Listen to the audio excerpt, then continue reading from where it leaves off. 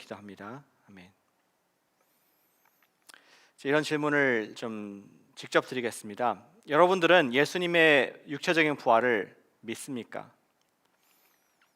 아멘으로 말씀하시기 전에 좀 생각해 보세요. 과연 여러분들, 나는 예수님의 육의 부활을 진심으로 믿는가 하는 질문을 우리가 생각해 보길 원합니다. 역사 가운데 다양한 위인들이 있었습니다. 위인 하니까 생각나는 소크라테스가 있습니다. 소크라테스가 유명한 말을 하지 않습니까? 그가 많은 사람들의 모함 가운데 사형을 받게 됐을 때 독배를 마시기 직전 했던 말이 있습니다. 설에 의하면은 그가 우리 악법도 법이다라고 하면서 잔을 멋있게 마시고 죽었습니다. 또한 우리가 마음속으로 존경하는, 한국 사람이라면 존경하는 우리 이순신 장군도 유명한 말을 했습니다. 전설적인 한산도 대첩을 또 거기서 승리를 한 그 장군이 마지막에 화살을 맞고 죽어갈 때 얘기했지 않습니까? 나의 죽음을 병사들에게 알리지 말라 하면서 역시 또 멋있게 세상을 떠났습니다. 그리고 우리가 미국 사람이라면 존경하는 아브라함 링컨, 미국 사람들이 가장 좋아하는 대통령입니다. 그가 게티스버그에서 연설했던 그 내용이 기억이 납니다. Of the people, by the people, for the people. 정부는 국민에 의한, 그리고 국민을 위한 정부여야 한다 하면서 그런 유명한 연설을 통해서 미국 땅에 민주주의가 더 깊이 뿌리 내리도록 일조를 했던 우리 귀한 대통령으로 기억이 납니다.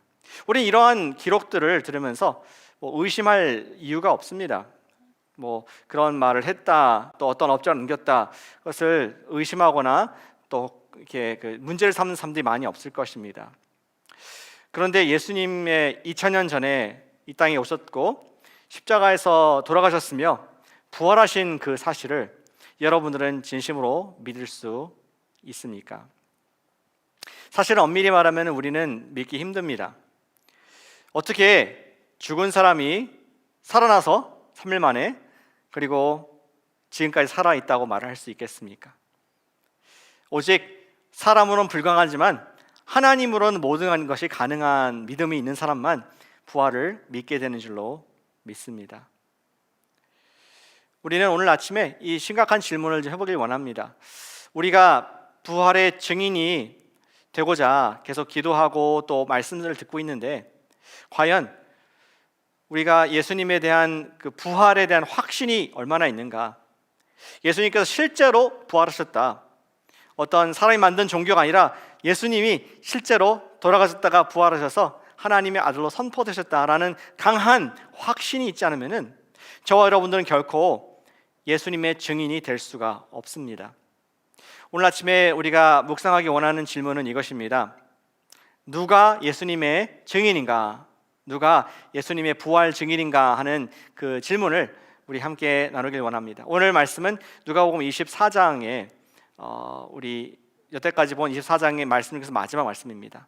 오늘 읽으실 말씀은 24장 38절부터 49절까지 말씀입니다. 제가 읽겠습니다. 누가복음 24장 38절부터 49절까지 말씀을 제가 읽겠습니다.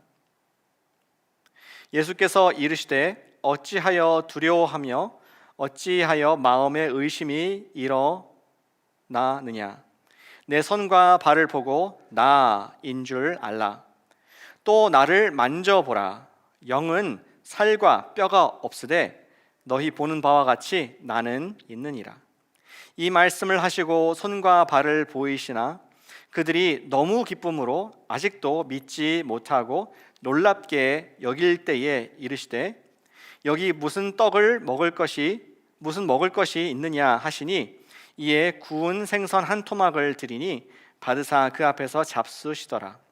또 이르시되 내가 너희와 함께 있을 때에 너희에게 말한 바 곧 모세의 율법과 선지자의 글과 시편에 나를 가리켜 기록된 모든 것이 이루어져야 하리라 한 말이 이것이라 하시고 이에 그들의 마음을 열어 성경을 깨닫게 하시고 또 이르시되 이같이 그리스도가 고난을 받고 제3일에 죽은 자 가운데서 살아날 것과 또 그의 이름으로 죄 사함을 받게 하는 회개가 예루살렘에서 시작하여 모든 족속에게 전파될 것이 기록되었으니 너희는 이 모든 일의 증인이라. 볼지어다 내가 내 아버지께서 약속하신 것을 너희에게 보내리니 너희는 위로부터 능력으로 임할 때까지 입혀질 때까지 이 성에 머물라 하시니라.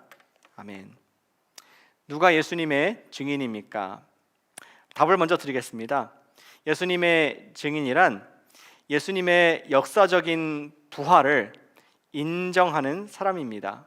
예수 부활의 역사성을 인정하는 사람이 바로 증인입니다. 오늘 이야기는 지난주에 엠마오로 갔던 두 제자가 경험한 extraordinary 부활하신 예수님을 보게 된 이후에 예루살렘으로 쫓아 달려와서 제자들과 만남을 갖고 있는 장면입니다. 그들은 이 놀란 가슴 그리고 기쁜 마음을 가지고 지금 maybe 11 제자가 그 방에 있을지 모르겠습니다. 유다 빼고 거기에서 에피소드를 어떻게 예수님이 어떤 모습이었고 어떻게 우리 기도를 식사 기도하셨는지 이런 얘기를 쭉 하고 있었습니다. 근데 guess what? 누가 나타났을까요? 그때 예수님께서 갑자기 그 방에 나타나셨습니다. 예수님도 호랑이신가 봅니다. 36절 말씀부터 오늘 본문이 시작합니다. 이 말을 할 때에 예수님께서 친히 그들 가운데 서서 이르시되 너희에게 평강이 있을지어다 하시니. 아멘. 너무나 낯익은 목소리가 들려왔습니다. 갑자기 나타났지만 그 목소리가 부드러운 목자님의 목소리였습니다. 나를 사랑하시고 나에게 귀한 교훈을 주셨던 그분의 목소리, 끝까지 사랑하셨던 예수님의 목소리. 그분의 또 첫 말은 평강, 샬롬, be with you. 온전한 기쁨, 온전한 만족감, 하늘의 피스가, 평화가 함께하기를 원한다. 예수님의 입술에서 나오는 그 말을 들었을 때 귀는 너무나 감사하고 기뻤지만 눈은 혼란스러웠습니다. 아니 지금 내가 뭐를 보고 있는 거지? 이걸 어떻게 지금 내가 이 상황을 이해를 해야 될까? 혼란스러움에 빠지게 됩니다. 사람은 내가 경험해 본 것, 내가 해석할 수 있는 것에 대해서는 편하게 생각하는데 그것을 벗어나는 것, 내 범위를 벗어나는 것, over my head라고 그러죠, 영어로. 전혀 경험하지 않고 전례를 볼 수 없는 일이 있을 때 내가 알고 있는 유사한 카테고리에 놓으려고 노력을 합니다. 지금 분명히 예수님 돌아가셨는데 예수님은 저기 무덤에 3일 전에 묻히셨고 또 안 계시고 끝났는데 지금 예수님인 걸 알아볼 수 있는 모습으로 여기 계신 것입니다. 그러자 그들의 카테고리를 만들었는데 순식간에 만든 것이 이것은 귀신이다, 죽은 자의 영이다, 이렇게 얘기를 했습니다. 예수님께서 아셨던 것 같아요. 37절에 보니까 그들이 놀라고 무서워하여 그 보는 것을 영으로 생각하는지라. 예수님께서는 지금 육체, 부활하신 육체로 그들 앞에 섰다는 것을 보여주기 위해서 이때 현현 나타나신 것이었습니다. 그러나 제자들은 그것을 담을 수 있는 어떠한 이전의 그릇이 없었던 것이죠. 오늘날에도 예수님의 부활을, 예수님이 실제로 부활하셨다는 것을 믿기 어려워하고 인정하지 않는 사람들이 있습니다. 우리 제자들 모습과 같이 내가 만들어낸 어떤 합리적인, 내가 생각할 때 합리적인, 내가 검증할 수 있는 과학이라는 이런 카테고리를 벗어났을 때 어떤 범주에 예수님을 두어야 할지 모르기 때문에 일단은 부활, 그거는 좀 제껴두고 내가 경험할 수 없는 거고 모르는 거고, 그러나 좀 비슷한 게 있을까 하면서 그들은 이 사건을 해석하려고 노력을 합니다. 그래서 어떤 사람들은 말하기를, 특별히 자유주의적인 신학자는 말하기를 예수님이 실제로 나타난 것이 아니라 그건 제외하고 영적인 환상이다. 제자들이 그냥 너무 예수님이 그리워서 마치 헐루시네이션, 환상을 보거나 마치 계시는 것처럼 착각을 한 것이다. 이러한 억지로 약간 좀 무리한 해석을 하는 것을 보게 됩니다. 자유주의 신학자 중에서 바트 얼먼이라는 사람이 있습니다. 그 사람은 이렇게 질문합니다. 이 사건을 보면서 What really happened to Jesus? 진짜 무슨 일이 있었을까? 여기 누가가 이렇게 표현은 이렇게 했지만 진짜는 현실은 만약 카메라로 본다면 무슨 사건이 있었을까? 이렇게 질문을 했습니다. 그를 비롯한 독일의 신학자들은, 자유주의 신학자들은 이렇게 말을 합니다. 우리가 부활 사건을 이해할 때 이 이야기는 예수님의 제자들의 자신감의 소생으로, revival, 그들의 confidence, 자신감의 소생으로 이해할 것입니다. 이렇게 얘기합니다. 성령의 영향을 받은 제자들은 그제서야 사도의 사명을 발견하고 감당하기 시작했습니다. 이렇게 해석을 합니다. 무슨 말입니까? 예수님이 나타난 게 아니라 예수님의 그 말씀이 다시 성령의 능력으로 말미암아 기억이 났다. As if 예수님께서 마치 계신 것처럼, 옛날처럼 그들을 또 다시 가르치는 것처럼 예수님의 가르침이 살아났고 또 예수님께 주신 사명이 기억나서 이때부터 변화가 되었다라는 어떤 상징적인, 비유적인, 은유적인, 적적인, 부적절한 해석을 한 것을 보게 됩니다. 복음 이야기를 문자 그대로 받지 못하는 거죠. 왜 다른 복음서 이야기들은 다 그대로 예수님 받다가 이것만 일관성이 없게 상징으로 바꿉니까? 우리는 그러한 해석을 자유주의라고 얘기를 합니다. 자유가 나쁜 건 아닙니다. 근데 인간의 자유, 인간의 의지, 마음대로 하나님 말씀에 인간의 프레임을 끼워서 내가 이해할 수 있는 범위 내에서 demytholization, 비신화화, 상징화, 영적화 시켜서 이 말씀을 좀 담아보고자 노력하는 우리 잘못된 신학의 모습을 볼 수 있습니다. 제가 이 말씀을 드린 것은, 좀 길게 말씀을 드린 이유는 out there, 거짓 가르침들이 많이 있기 때문입니다. 하나님 말씀을 되게 멋있게 해석하는 것 같지만, 그러나 하나님께서 말씀하셨다면 멋있겠지만 그러한 뜻이 아닌데, 지금 부활을 말씀하셨는데 그것을 상징과 비유로 해석한다면 그것은 이단이 되는 줄로 믿습니다. 동부에 있는 신학교들이 그래요. 우리 예일 디비니티, 또 하버드 디비니티, 프린스턴 디비니티, 이런 학교들이 또 학적으로는 멋있어 보이지만 사실은 리버럴 신학, 자유주의적인 신학으로 잘못된 해석을 하는 경우가 많이 있음을 보게 됩니다. 여러분께 미리 제가 말씀을 드립니다. 예수님께서 어쩌면은 이러한 인간적인 해석을 할까봐 그 다음 구절을 말씀하셨습니다. 뭐라고 하십니까? 38절. 어찌하여 두려워하여 어찌하여 마음에 의심이 일어나느냐? 내 손과 발을 보고 나인 줄 알라. 손과 발을 보여주십니다. 뭐가 보일까요? 못자국이 보입니다. 핏자국이 남아 있습니다. 예수님의 상흔, 다치신 흔적이 그저께 3일 전에 있었던 그 아픔의 모습이 그대로 담겨져 있습니다. 그 예수님 맞다, 영이 아니다 하는 것을 보여주고 합니다. 또 주께서 말씀하시죠. I'll do you better, 내가 더 좀 보여주겠다 하면서 혹시 여기 먹을 게 있느냐, 그런 일부러 그런 질문하십니다. 40절에 41절에 보니까 너무 기뻐하고 아직도 믿지 못하고 놀랍게 여길 때, 42절 구운 생선 한 토막을 드리니, 34절 43절 받으사 그 앞에 잡수시더라. 아니 지금 이게 아까운 이 지면에 5구절인가요? 뭐 먹는 거, 뭐 보여주는 거, 이걸로 이렇게 시간을 많이 보냅니까? 누가 그 당시 이 종이 파피루스 굉장히 비싼데 이런 걸로 쓰고 있습니까? 왜 그럴까요? 누가는 지면을 할애해서, 사실 여기뿐만 아니라 24장 전체에서 바로 예수님께서 실제로 육체대로 역사적으로 부활하셨다는 것을, 저와 여러분 같이 이런 육체가, 몸과 살과 손과 발이 있다는 것, 그리고 먹을 수 있다는 육체가 있다는 것을 증명하고자 노력하는 나름대로의 흔적인 줄로 믿습니다. 주중에 제가 아침 예배를 마치고 교회에서 제 아내가 점심 때 먹으라고 맛있는 김치볶음밥 만들어줬어요. 그래서 제가 확인했습니다. 이 정도 양이 이렇게 만들어졌고 점심 때 먹어야겠구나, 그렇게 생각하고 고마운 마음에 아내는 갔습니다. 근데 점심 때가 되니까 거기 가봤는데 음식 양이 좀 줄어든 겁니다. 제가 그거 보면서 이거 영이 와서 먹었나 보다, 무슨 귀신이 먹었나 보다 이렇게 생각하겠습니까? 아니죠. 반드시 우리 같은 교회에 있는 어떠한 아주 배고픈 사람이 목사님의 밥을 먹였구나, 아주 배가 고픈 전도사님 중에 3분이겠구나 이런 생각을 제가 했고 아마 맞는 걸로 확인이 되었습니다. 예수님께서 드신 역사를 굳이 기록한 것은 그분께서 실제로 역사 가운데 우리 먹을 수 있는, 만질 수 있는 육으로 부활하셨다는 것을 말씀을 하고 있는 것입니다. 사랑하는 여러분, 여러분들은 예수 육체의 부활을 믿습니까? 진짜 믿습니까? 죽은 사람이 다시 살아나서 지금도 살아계신 것을 믿을 수 있습니까?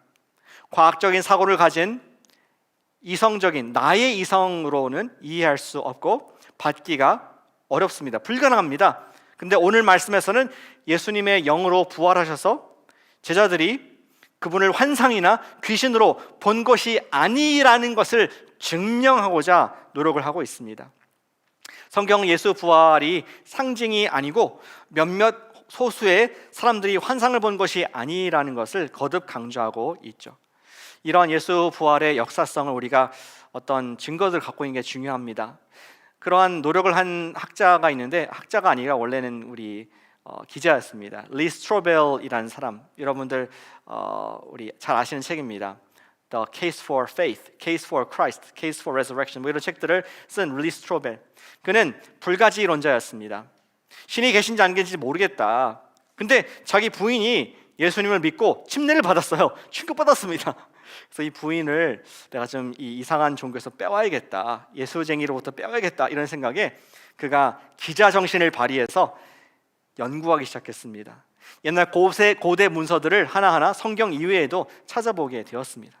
그런데 너무나 많은 증거들이 있어서 결국에는 리 스트로벨이 예수님을 영접하고 침례를 받게 됩니다. 그가 그 책에 쓴 결론에 이렇게 되어 있습니다. 리 스트로벨이 말을 합니다. 부활은 확실히 초대교회 때부터 사도들의 설교의 핵심이었습니다. 초대교회 교인들은 부활을 인정하는 정도가 아니라 그것은 자신의 삶과 교회를 바꾼 큰 일이었습니다. 내가 관찰했다는 것이죠. 그들에게 부활이 이토록 중요했기 때문에 부활이 절대적인 사실인지 철저히 조사를 했습니다. 결국 부활에 관한 고증을 살펴보니 고대 역사 중에서도, 연구 중에서도 부활과 같이 그렇게 많은 철저히 검증된 문서가 많은 사건도 없었습니다 라고 그가 기록을 했습니다. 또 다른 우리 복음주의의 영국에 있는 신학자 N.T. 라이트라는 사람이 있습니다. 비숍인데요, 이분도 신약을 공부하는 학자로서 비슷한 결론에 이르게 됐습니다. 비록 우리가 부활을 절대적으로 증명할 수는 없지만 부활을 인정하는 증거들이 절대적으로 많기에, absolutely overwhelming 하기에 부활의 역사성을 인정하는 것이 논리적입니다 라고 우리 대신 연구를 한 우리 목사님, 학자의 모습을 볼 수 있습니다. 과연 저와 여러분들은 부활을 다시 타임머신을 타고 돌아가지 않는 한 불가능한 일입니다. 볼 수 없습니다. 그러나 옛날 문서뿐만 아니라 사도행전 또 누가복음에서 우리에게 많은 증거를 보면서 믿지 못할 이유가 없다. Weight of the evidence, 객관적으로 역사를 연구하는 사람이라도 예수님의 부활을, 역사적인 부활을 인정할 수밖에 없다는 것을 기록하고 있다는 것이죠. 사도행전 다음 주에 볼 건데요, 사도행전 1장 3절에도 오늘 에피소드를 비롯한 많은 예수님의 부활의 증거가 있다고 얘기합니다.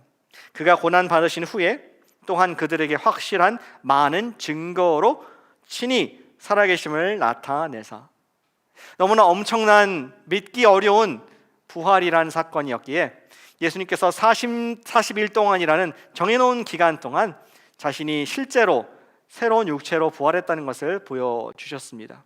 바울은 훗날 이것을 보면서 예수님이 부활의 첫 열매시다, 예수님께서 부활하지 않으셨으면 우리도 부활이 없다. 하지만 예수가 분명하게 증거를 보여주면서 육체에 부활하셨기 때문에 저와 여러분들에게도 이 땅에 묻히더라도 새 부활의 육체, 새로운 부활체가 있는 줄로 믿으시길 축복합니다. 우리가 예수 부활의 증인은 누구입니까? 부활의 역사성을 인정하는 사람입니다. 그 사람은 예수님의 그 육체의 부활에 대해서 고민해 본 사람입니다. 예수님께서 실제로 부활하신 증거를 내가 갖고 있는 사람들입니다. 우리 한 4가지만 말씀하겠습니다. 예수님 부활의 증거 뭡니까? 빈 무덤이 있습니다. 시체가 없습니다. 두 번째는 제자들의 테스티모니, 제자들의 지금 간증들이 성경에 기록되어 있습니다. 세 번째는 교회가 생겼습니다. 어떤 엄청난 일이 있지 않고서는 다 지금 쫄아 있는, 무서워서 떨고 있고 흩어져 있는 제자들이 이런 엄청난 교회를 세울 수 없었습니다. 제자들의 변화. 네 번째는 로마 전체의 전복입니다. 로마가 황제 신인 그런 나라가 나중에 4세기 300년 뒤에는 이 전체가 기독교를 인정할 만큼 무엇인가 큰 사건이 있었다, 엄청난 지각변동이 있었다는 것을 우리는 간접적으로 그 무게를 느낄 수가 있는 것이죠. 예수 부활의 증인은 부활의 역사성을 인정하는 사람입니다. 사랑하는 여러분, 우리가 부활을 깊이 연구하고 생각하여 역사성에 대한 확신을 우리가 가져야 될 줄로 믿습니다. 계속 이번 사도행전 공부할 텐데 같이 살펴보십시다. 여러 증거들 바라보면서 예수님께서 실제로 부활하셨다는 것을 내가 확신하지 않으면 우리는 증인이 될 수가 없습니다. 두 번째, 증인은 누구입니까? 항상 두 가지 포인트를 제가 준비합니다. 첫 번째는 예수님의 역사적인 부활을 인정하는 사람입니다. 두 번째는 바로 이것입니다. 십자가와 부활의 복음을 깨달은 사람입니다. 같이 한번 해주시면 감사하겠습니다. 십자가와 부활의 복음을 깨달은 사람이다. 복음을 깨달은 사람이다. 예수님께서는 쭉 말씀하십니다. 그들에게 실제로 나 육의 부활을 봐라 하신 이후에 이 육의 부활의 의미가 무엇인가를 그들이 알기를 원했습니다. 그 다음 구절 44절에 보니까 이렇게 말씀하십니다. 또 이르시되 내가 너희와 함께 있을 때에 너희에게 말한 바 곧 모세의 율법, 선지자의 글, 시편에 나를 기록한 모든 것이 이루어져야 한다는 말이 바로 이것이다. 이 부활을 말하는 것이다. 이렇게 말씀을 하십니다. 데자부, 어디서 들었던 말인 것 같아요. 어디서 들었냐고요? 지난주에 들었습니다. 지난주에 엠마오로 가는 제자들에게 그들이 눈이 어두워졌습니다. 제자들이 슬픔 가운데, 예수님을 보지 못하는 가운데 있었습니다. 그러나 예수님께서 모세의 글로 시작해서 선지자, 시, 자기에 관한 말씀을 언급하자 제자들의 마음이 열리고 눈이 열려서 부활하신 주님이시구나 깨닫는 그 증인이 됐던 것을 기억합니다. 지금 예수님께서 비슷한 말을 하고 계신 것입니다. 그 뜨거운 성경 공부의 맛을 보여주시면서 내가 부활한 것이 사실은 그냥 랜덤하게 갑자기 그냥 해피엔딩으로 끝나는 얘기가 아니라 하나님께서 원래 창세기부터 말라기까지 그리고 계시록까지 하나님께서 이미 계획하신 것이다. 그것이 이루어져 있고 내가 여기 있다. 이보다 강력한 증거가 어디 있겠습니까? 예수님께서는 지금 당신을 향한 그 모든 말씀들이 이루어졌다는 것을 깨닫게 되기를 원하셨습니다.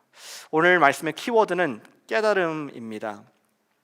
45절을 보시기 바랍니다. 이에 그들의 마음을 열어 성경을 깨닫게 하시고, 그들이 이해가 되었습니다. 그동안에 배웠던 그 말씀들을 예수님께서 종합해 주시면서 이것이 십자가와 부활에서 이루어질 것을 연결해 주시니까 마음에 확 깨달음, 어두운 곳에 빛이 확 비치는 것처럼 깨달음이 생기게 되었습니다. 이 깨달음의 말을 조금 더 들어가 볼까요? 깨달음이라는 말의 헬라어 원어를, 그리스 원어를 보시면 이런 뜻입니다. 영어로 먼저 읽어드리겠습니다. 사전적인 의미입니다. To have an intelligent grasp of something that challenges one's thinking or practice. 무엇인가에 대한 지적인 납득이 이루어지면서 그것이 그 사람의 사고나 삶의 변화를, 트랜스포메이션을 주는 것이 바로 깨달음이다. 이러한 멋있는 사전적인 용어를 찾을 수가 있습니다. 제자들은 자신들이 어릴 때부터 알아왔던 모세의 글들이 있었습니다. 우리 유대인들은, 대부분 유대인들이죠. 유대인들은 회당에서 13살 때 성인식을 합니다. 바 미츠바라는 성인식을 합니다. 근데 그 전까지 성인이 되는 기준이 무엇이냐?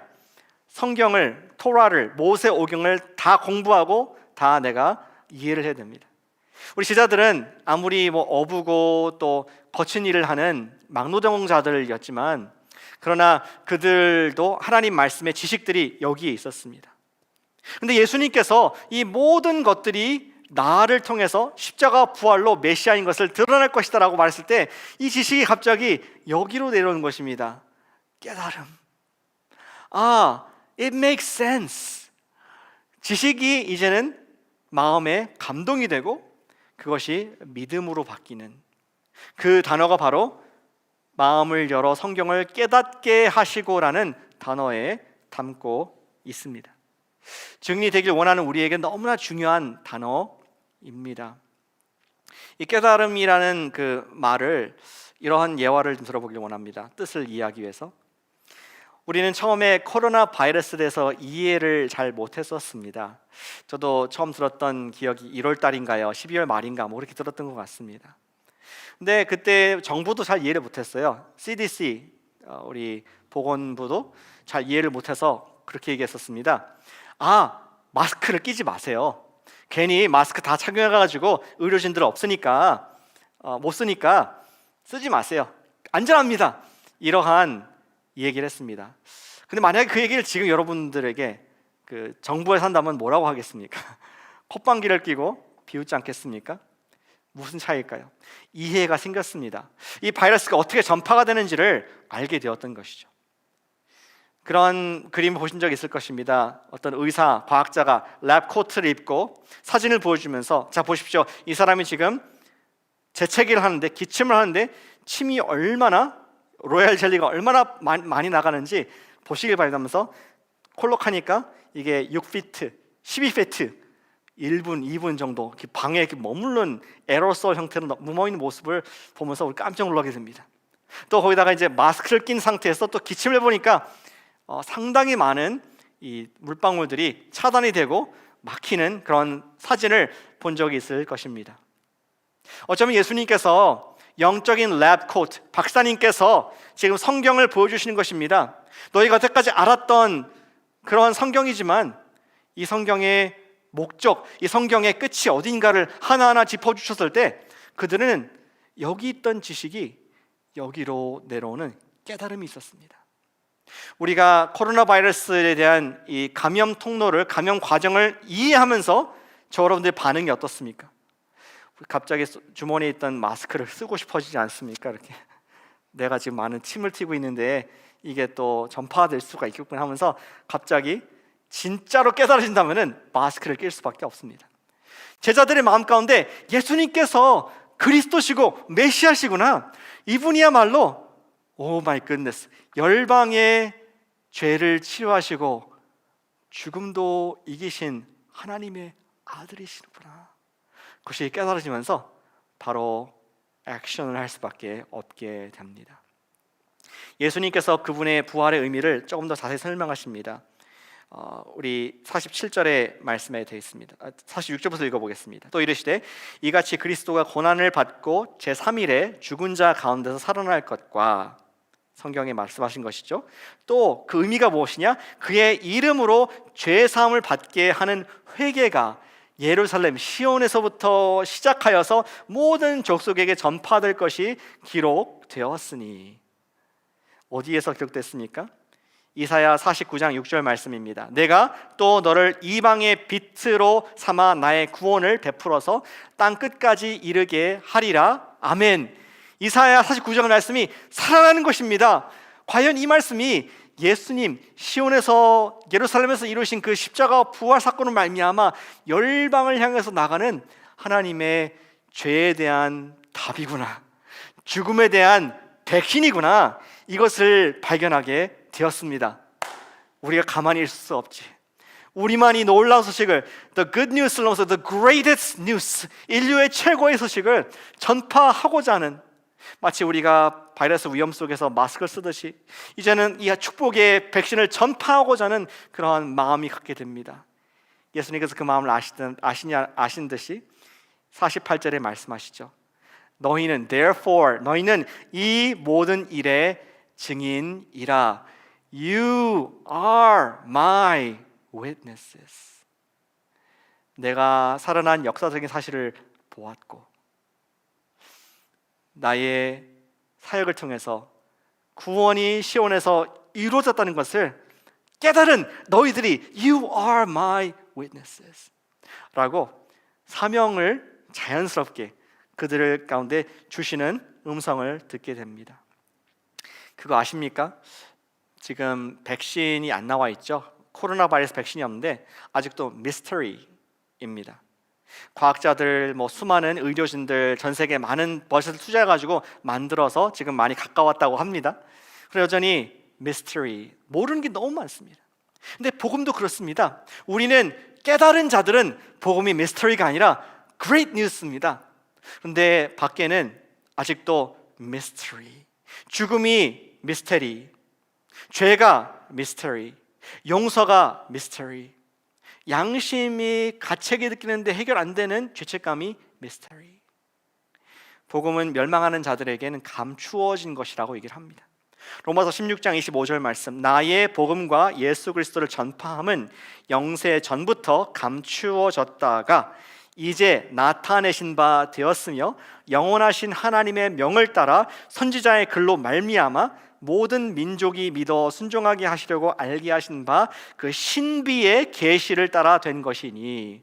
사도 바울은 로마서에서, 그것도 마지막 66장에서 정리를 해줍니다. 우리가 이게 신비를 가진 사람들이다. 예수님을 통하여서 구원이 시온에서 열방으로 나간다는 이 놀라운 구원을, 우리 신비를 알게 된 사람이다. 이것이 열방으로 나가야 된다 하는 그 복음의 신비를 얘기를 하고 있습니다. 이 비밀을 더 알아가지 않겠습니까? 사랑하는 여러분, 왜 주님께서는 이 아침에 누가복음 말씀을 저와 여러분들에게 주십니까? 저는 우리를 증인으로 부르시는 주님의 콜링으로 듣습니다. 팬데믹에 여러 가지 이유가 있겠죠. 다 우리는 알 수 없습니다. 하나님만이 다 아십니다. 그러나 제가 감히 기도하는 가운데 한 가지 깨달음이 있습니다. 우리 팬데믹을 주신 이유는 이기적으로 본다면은 우리 교회의 표와 관계 있다고 저는 믿습니다. 올해 봄에 그리고 여름에 예배자로서 하나님께서 우리를 부르셨습니다. 교회 문을 닫게 하시고 사람들을 의식하지 말고 어떤 종교와 형식과 예배의 이런 여러 가지 틀에 박힌 것 말고 너와 나가 만나길 원한다. 예배자로 우리를 순결하게 부르시는 주님의 음성을 저는 기도 가운데 발견하게 됩니다. 그리고 또한 우리를 예배자로 풍성하게 지난 봄과 여름에 지켜주시고 또 예배하게 하시고 또 우리 교회에서도 유튜브를 어느 정도 마스터한 것 같습니다. 아주 뒤에서 잘하고 있습니다.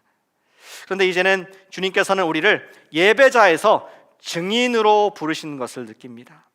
팬데믹 있을 때 우리가 back to the basic, 우리가 맡은 역할이 많이 있습니다. 여러분이 어떤 선생님들이시고, 어떤 분들은 우리 직장 다니시고, 어떤 분들은 닥터시고, 어떤 분들은 또 회계사시고 변호사시고, 그 타이틀 다 내려놓고 back to the basic, 주님께서 저와 여러분들을 뭐로 부르셨습니까? 너는 아빠가 될 것이다, 넌 엄마가 될 것이다, 너는 목사가 되라, 그렇게 하기 전에 오늘 보니까 back to the basic, 우리를 증인으로 삼으신 줄로 믿습니다. 부활의 증인.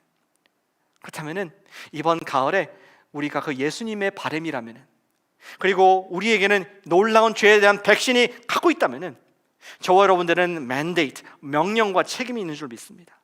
주님께서 나를 증인 불러주셨으면은 우리는 그렇게 물어야 할 것입니다. 주님, 제가 어떻게 부활의 증인이 될 수 있겠습니까? 저는 아는 것도 없고 또 전도할 수 있는 용기도 없는 사람입니다. 그래서 성령님이 계십니다. 우리 본문의 맨 마지막 구절에 예수님께서 이렇게 초대하십니다. 볼지어다 내가 내 아버지께서 약속하신 것을 너희에게 보내리니, 성령을 보내리니 너희는 위로부터 능력으로 입혀질 때까지 이 성에 머물라.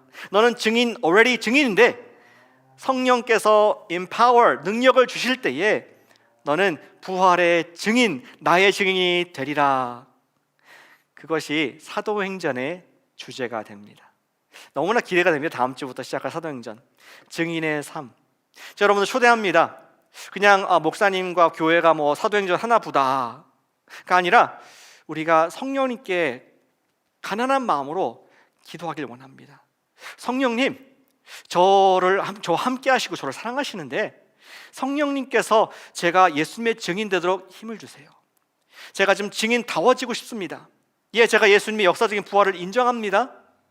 근데 제가 예수 그리스도의 십자가와 부활의 복음을 깨닫는 여기에서 이 지식이 성경 지식이 아니라 하나님의 믿음으로, 능력으로 바뀌게 해주십시오.